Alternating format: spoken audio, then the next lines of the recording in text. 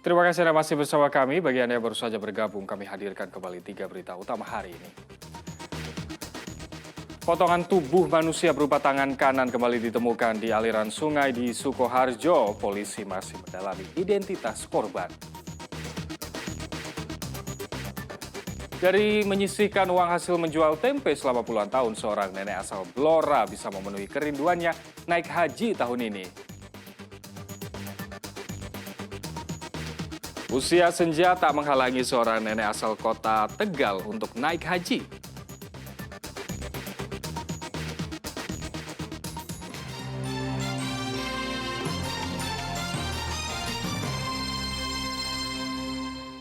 Polisi meringkus pelaku kekerasan dan pelecehan setelah beredarnya video pelecehan seksual dan kekerasan terhadap sejumlah penari sintren.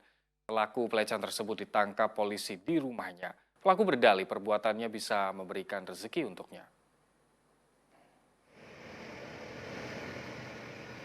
Pelaku kekerasan dan pelecehan seksual terhadap penari sintren ditangkap di Lemah Abang, Kecamatan Tanjung, Kabupaten Brebes. Pelaku berinisial ST 30 tahun digelandang dari Polsek Tanjung Brebes ke tahanan Mapolres Brebes Minggu siang. Penangkapan dilakukan setelah pihak kepolisian mendapatkan laporan dari Paguyuban Pekerja Seni Kabupaten Brebes bila terjadi kekerasan dan pelecehan seksual terhadap sejumlah penari sintren saat pentas di Desa Tengguli, Kecamatan Tanjung beberapa waktu lalu. Saat diinterogasi, pelaku mengakui perbuatannya dengan memegang bagian tubuh penari sintren. Pelaku meyakini perbuatan tersebut akan memberikan rezeki untuknya. Motif pelaku menurut keyakinannya apabila menyentuh sinden atau sintren itu akan banyak rezekinya saat memancing cumi di laut dapat banyak. Berarti tersangka adalah nelayan itu? Ya. Kekerasan seksual pelaku sempat viral di media sosial saat kelompok seni sintren tampil di atas panggung. Dalam video yang terekam, seorang penari sintren tengah menari didampingi 2 penari laki-laki. Tidak lama, seorang penonton tiba-tiba naik ke panggung dan mendorong penari wanita hingga jatuh dari panggung. Aksi pelecehan seksual kembali dilakukan pelaku saat sejumlah penari sintren tengah menari topeng di bawah panggung. Dalam video, pelaku berkaos putih tampak menubruk dan memegang anggota tubuh sang penari sintren. Akibat perbuatannya, pelaku terancam kurungan penjara 2 tahun 8 bulan. Sugihartono melaporkan dari Kabupaten Brebes. Sehari menjelang keberangkatan calon jamaah haji kloter 1 asal Kabupaten Grobogan, ratusan koper sudah diantar lebih dahulu ke asrama haji Donohudan Kabupaten Boyolali. Ratusan koper calon jamaah haji tiba di embarkasi Solo, asrama haji Donohudan Senin siang. Sekitar 352 koper ini merupakan milik calon jamaah haji kloter 1 asal Grobogan. Para calon jamaah akan berangkat ke Tanah Suci melalui Bandara Adi Sumarno Boyolali Selasa malam. Koper sengaja dibawa lebih awal agar lebih awal dilakukan pemeriksaan. Calon jamaah haji hanya diperbolehkan membawa koper maksimal dengan berat 32 kg yang dimasukkan bagasi, tas jinjing masuk kabin berat 7 kg, dan tas paspor. Dari jamaah haji kloter 1 Kabupaten Grobogan sudah sampai di embarkasi Solo sejumlah 352 koper. Di kloter kan ada 360 ya. Kenapa yang hadir 352? Karena ada 3 dari AHD, ada PHD petugas daerah. Jadi kopernya biasanya dibawa sendiri. Dan 5 petugas kloter itu juga otomatis terpisah. Jadi ini murni kloter kopernya jamaah sejumlah 352. Setelah tiba di sini kemudian rangkaiannya seperti apa Bu? Ya, jadi begitu truk membawa koper sampai diturunkan oleh petugas porter, terus di sini nanti akan dilakukan screening. Kita ke informasi lain. Dari hasil menabung menjual tempe selama puluhan tahun, seorang nenek asal Blora bisa mewujudkan kerinduannya naik haji ke Tanah Suci Mekah. Ia pun mendapat kemudahan karena termasuk prioritas haji lanjut usia.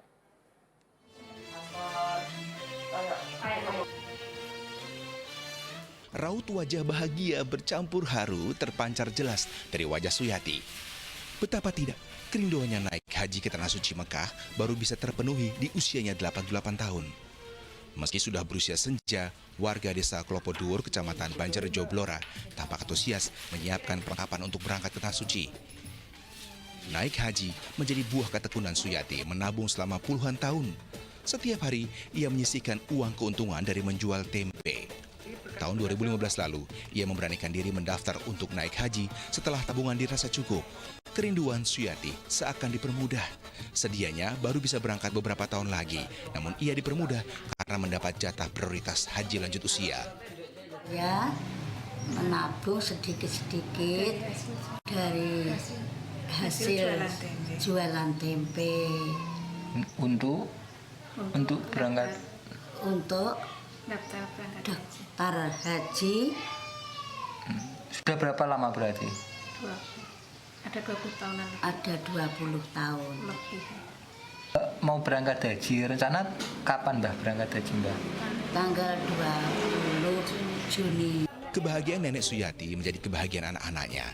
Namun mereka sedikit khawatir karena berangkat sendirian di usia yang sudah tua. Ya senang, khawatirnya maksudnya kan sendirian, udah sepuh ya. Nah, senangnya ya alhamdulillah Mbah bisa berangkat haji tahun ini. Alhamdulillah kondisinya masih sehat. Ini dapat haji prioritas lansia itu? Iya, dapat prioritas lansia. Suyati adalah salah satu jamaah prioritas lansia sebanyak 20 orang. Salah satunya adalah memang Bu Suyati yang akan berangkat tahun ini. Dari 20 orang itu yang berangkat 9 orang, memang salah satunya adalah Bu Suyati. Demikian. Sesuai jadwal, Suyati akan berangkat ke Tanah Suci 20 Juni mendatang. Arif Nur melaporkan dari Kabupaten Blora. Usia senja tak menghalangi seorang untuk menjalankan ibadah haji, salah satunya seorang nenek di Kota Tegal. Meski berusia 87 tahun, semangatnya tak redup dan semakin memantapkan hati untuk menunaikan rukun Islam kelima.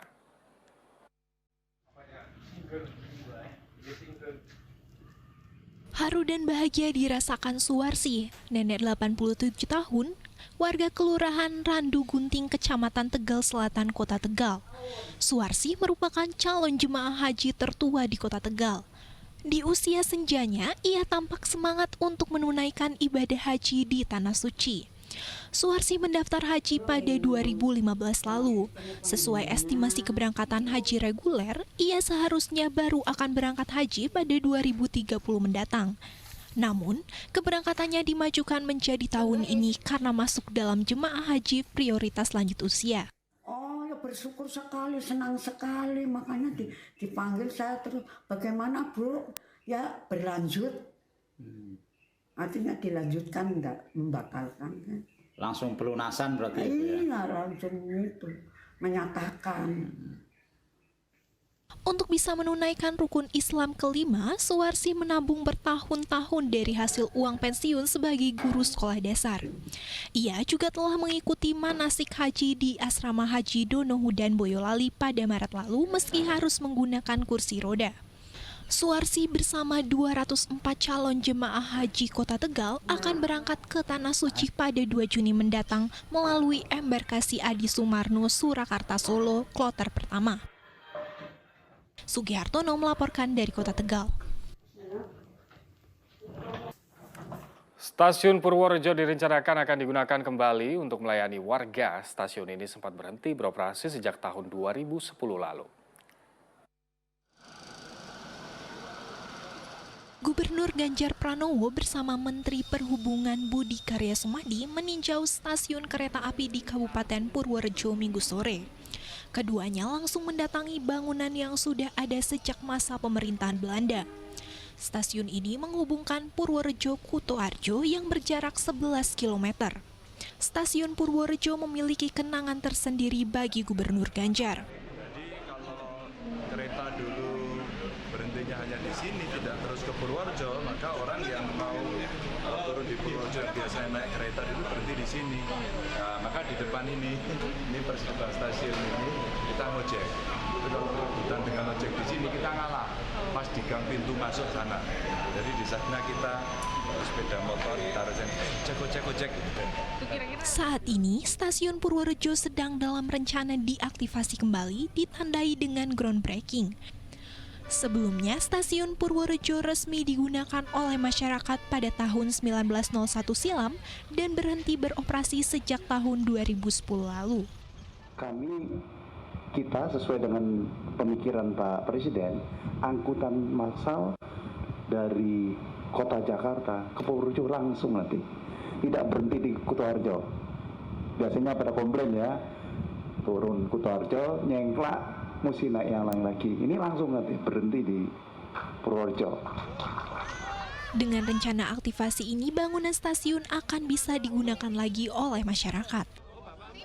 Wahyu Diono melaporkan dari Kabupaten Purworejo.